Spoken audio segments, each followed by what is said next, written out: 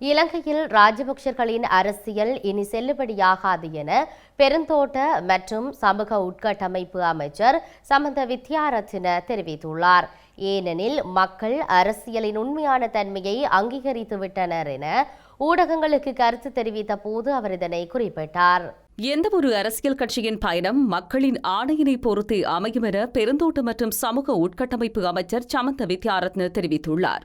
பொதுமக்கள் இப்போதும் அரசியலின் யதார்த்தத்தை தெளிவாக புரிந்து கொள்கின்றார்கள் என்றும் மக்களால் நிராகரிக்கப்பட்ட அரசியல் கட்சிகளுக்கு எதிர்காலம் இல்லை என்றும் அவர் மேலும் கூறினார்.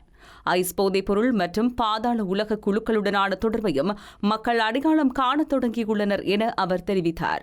அண்மையில் இடம்பெற்ற சம்பவத்துடன் தொடர்புடையவர்களை மக்கள் அடையாளம் கண்டுள்ளனர் என்று அமைச்சர் தெரிவித்துள்ளார்.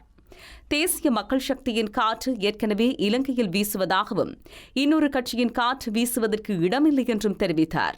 இந்த நாட்டில் எந்த ஊழல் அரசியலும் வேரூன்ற அனுமதிக்க மாட்டோம் என கூறிய அவர் ஊழல் அரசியலின் கருவை அகற்றிவிட்டதாகவும் தெரிவித்துள்ளார்.